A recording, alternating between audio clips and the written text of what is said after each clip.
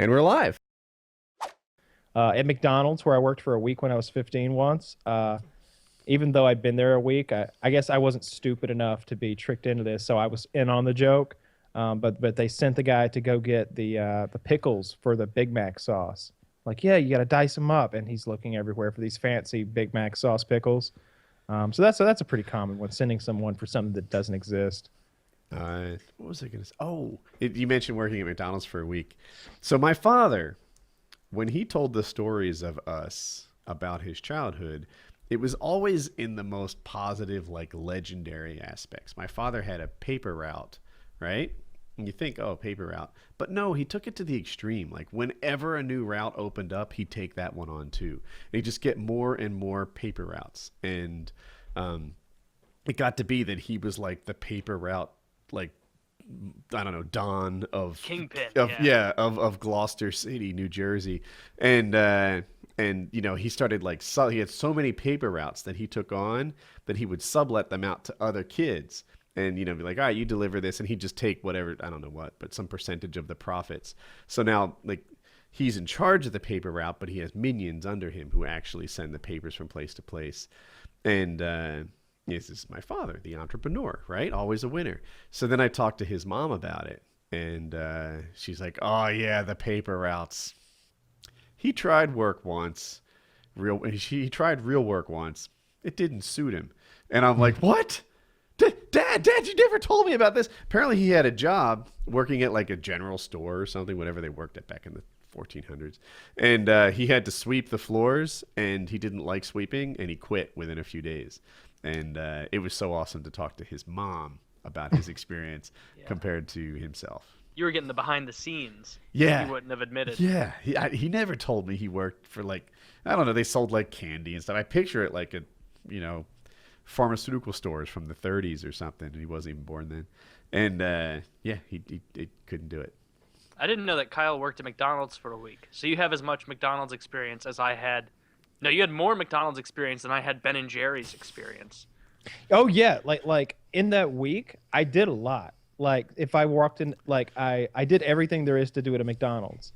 I never took I take that back. I never took the orders or handled cash, but all the behind the scenes stuff. So I made nuggets, I made burgers, like I cooked them. I assembled sandwiches on the line, you know, and boxed them and slid them on down and everything. You know, made apple pies, made all the things that you cook. I did at one time or another. It was a terrible job. Yeah, it was a terrible job. Very dirty back there. I can remember taking the trash out and having like this gross slime on my hands and telling my manager I needed to wash my hands, but him being like, no, you got to get on the line, and just being like, but my hands, him like, the line. And I just made burgers with the most filthy hands imaginable because he told me to. I mean, it was garbage slime, you know, when that water smells really bad and it just probably got salmonella in it. I know a lot of people. I've met people in my life that owning a restaurant is their dream job, right? You know, they know it's long hours, they know it's hard, but the restaurant is the peak of what they wish they could do. Not me, man. I used to work at a little grill, and the garbage was the worst part of it. I was low man on the totem pole, and I would have to handle that. And I wasn't very strong, so handling the garbage was like the peak of what I could do physically. And it was just such a freaking nightmare. And there's nothing grosser than restaurant garbage for me. I mean, it's just so bad. Does any other organization produce worse garbage? Nursing home. Okay. All right, well, checkmate. It's just a matter of being better packaged. Every once in a while, there's a person in there. we had a big issue. Like the garbage is always leaky and stuff, and we had to like transport the whole can to the dumpster because if you were to grab the bag and carry that to the dumpster, it would leak across the boardwalk, and that you don't want. I had a wheelbarrow. A wheelbarrow. Full of McDonald's garbage.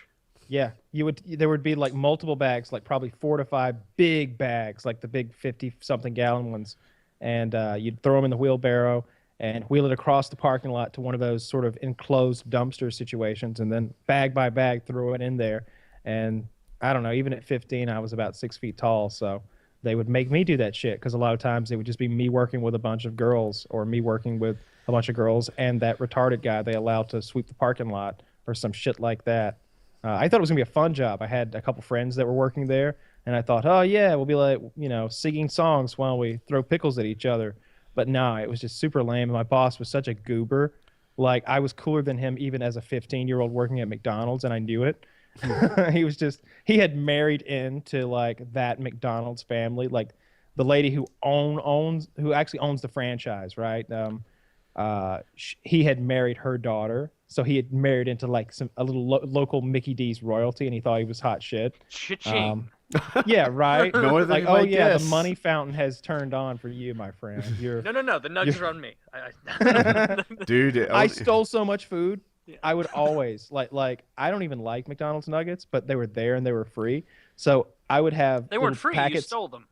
Yeah, they were free for me. So I'd have like packets of nugget sauce, like open, kind of like tucked around behind shit, and I would just be like eating nuggets all the time. Or sometimes I would just grab a whole meat patty and like just I just thought it was great to steal the food. So anytime I got a chance to steal some food, I would do it. I would bake like 2 or 3 cherry pies and then go in the freezer and like fucking eat 3 cherry pies as fast as I could. Shit like that. I had a Just hookup cram in at your McDonald's. face like you're like Oliver Twist in the back, hoping they don't catch you as you're slaving over hot stove. I had a friend who worked at McDonald's, and he worked the drive-through.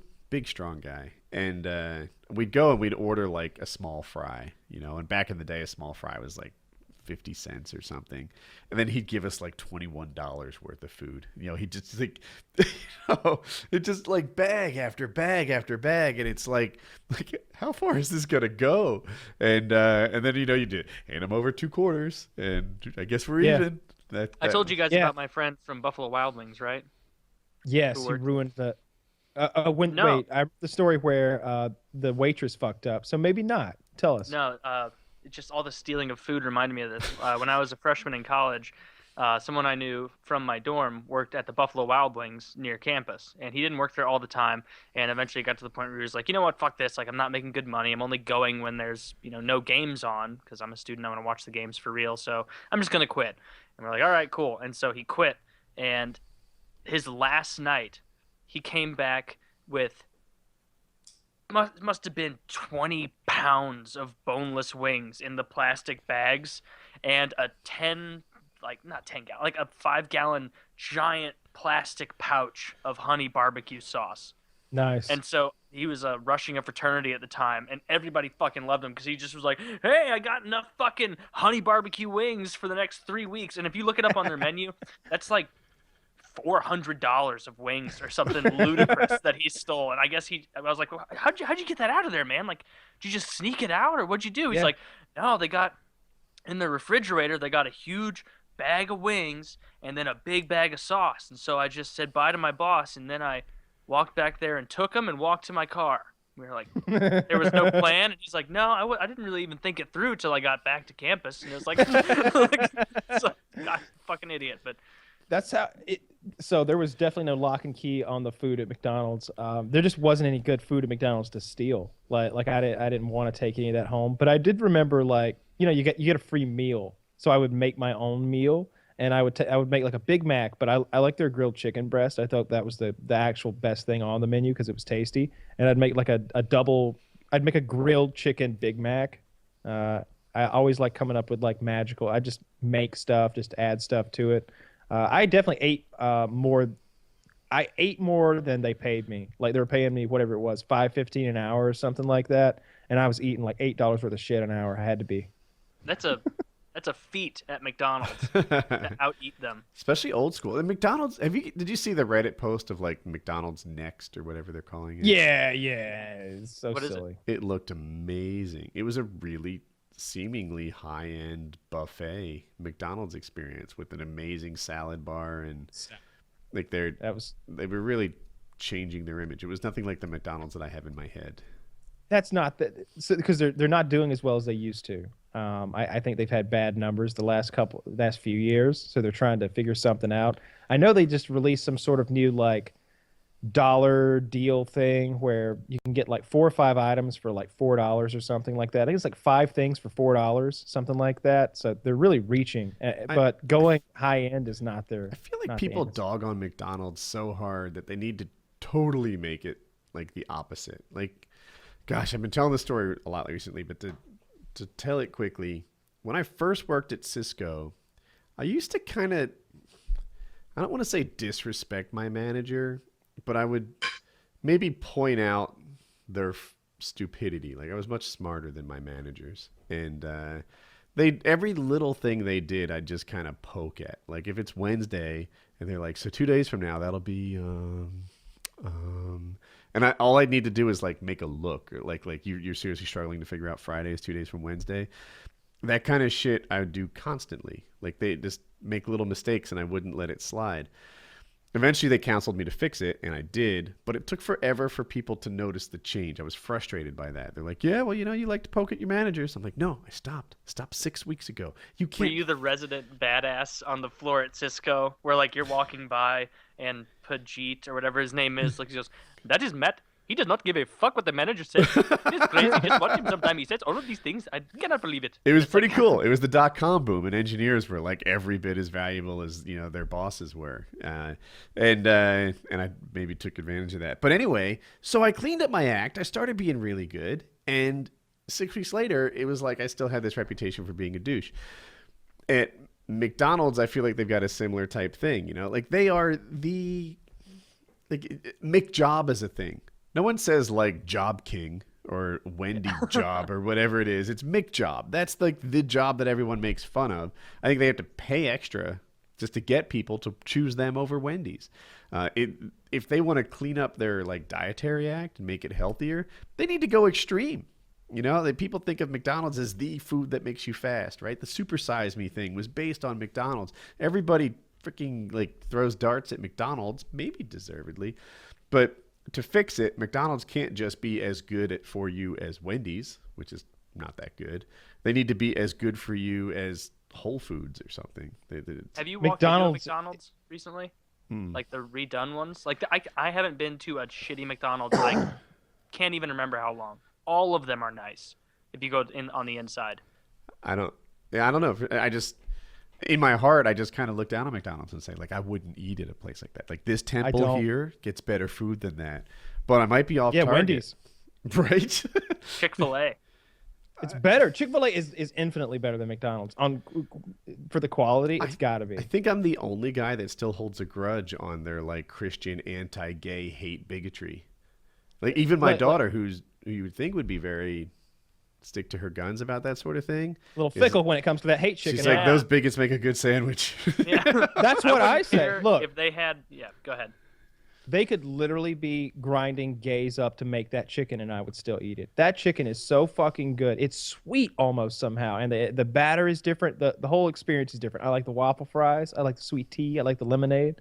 I don't care what they're doing if they were going after if they were going after me personally, I would still eat their chicken. It's good chicken. Put a mask remember how on. McDonald's used to have on their bags? It'd be like Mia Hamm's choice, or like Michael Jordan's pick, and it's like a Big Mac, which he clearly didn't eat.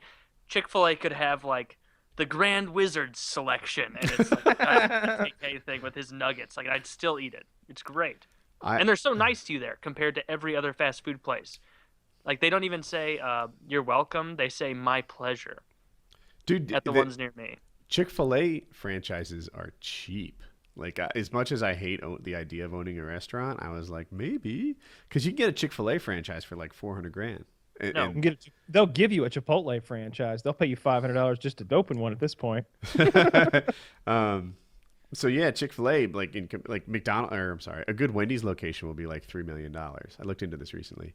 And a Chick-fil-A will be like $250,000 to $400,000. It's like, what is the scoop with this? And they're way more profitable than a Wendy's. Always packed.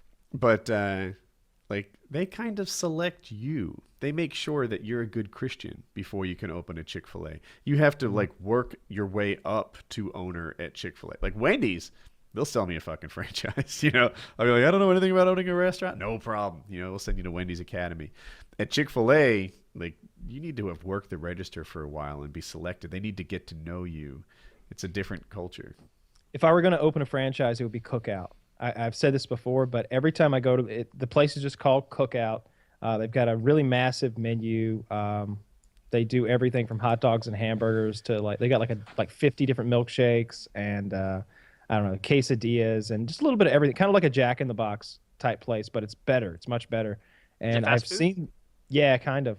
But every time I've seen them open up, I saw one open up in Anderson, South Carolina, and I saw one open up in East Atlanta. And the lines for the first couple of months are so outrageous that it causes traffic problems. Like the one in East Atlanta, you didn't even use the standard ordering technique. They used cones to make a giant line that just went to around the borders of the parking lot.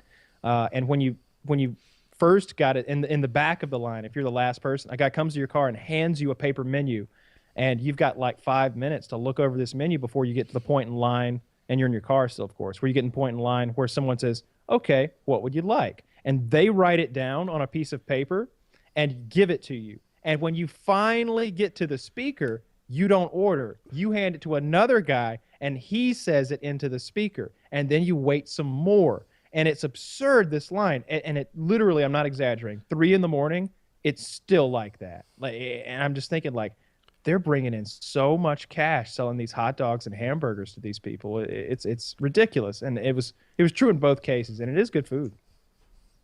I haven't even heard I'd get of it. one of those. Yeah, I think they're small. I've only seen maybe 3 or 4 ever. I'd probably open a Steak and Shake, but I would break the mold with Steak and Shake and not hire any ex-felons. No ex-felon. Have you ever been to a Steak and Shake? This isn't Yeah. a joke. Like, I've never been to a Steak and Shake and felt comfortable. Like, I've never walked in and it's a 50s style diner, and you walk in and sit down, and like, you'll just look over, and the line cook will be giving you like a surly look. It's like, I didn't do anything to you, man. Like, I'm just trying to get, and now I don't feel comfortable ordering. If you ask for one thing, like a special order, like, oh, I want the ketchup and onion, slider, but just, throw some mustard on there too, or like, to get rid of the onion. They'll just, ugh. I had a waitress give me an audible groan once when I asked for extra Frisco sauce on my Frisco melt. Yeah, Frisco melt, extra Frisco sauce, because your fucking location always fucking rips me off with the Frisco sauce. Like, you're rationing Thousand Island back there. Stop pretending that it's an actual sauce you made up. It's fucking Thousand Island, and we all know it. Put it on there. And just, all right, sir. It's like I know you're on parole, but come on. Give it an Smile. Yeah, give me a smile. I think Five Guys would be a good one to get too, because like they don't have a lot of. So I think Subways might be the best, because Subway is so simple that there's not a lot of overhead. I feel like you could run a Subway out of a shack in your backyard, but Five Guys isn't much bigger. They've just got a couple of grills and a fryer, because all they do is French fries, hot dogs, and hamburgers. That's it. I They think have they a do lot a of vegetable. shit you can put on the burgers, though. Yeah, but I mean, all that stuff comes in bags and just goes in a little thing. It's ketchup and mustard and like mushrooms and jalapeno peppers. Like, that's all stuff that comes out of a bag or a jar. And I think they don't even freeze the meat, so they don't have the meat storage issue. It shows up fresh every day. So that's got to Have you be. heard that thing about how Wendy's will say like fresh, never frozen? Yeah. Like, apparently there's some kind of stipulation about what needs to occur before you can claim something is fresh, never frozen. And so Wendy's will have it frozen on their trucks. This could be some bullshit that I just read, but who knows? Someone correct me if I'm wrong. But Wendy's will have it frozen on the trucks, but make it so that by the time it gets to their respective franchises and chains, it's not frozen anymore. So it arrives to them not frozen. So they're allowed to say, this has never been frozen, Yeah. I'm the Wendy's manager. To my knowledge, it just shows up slightly cool. But anyway. Well, their burgers are square because they don't cut corners.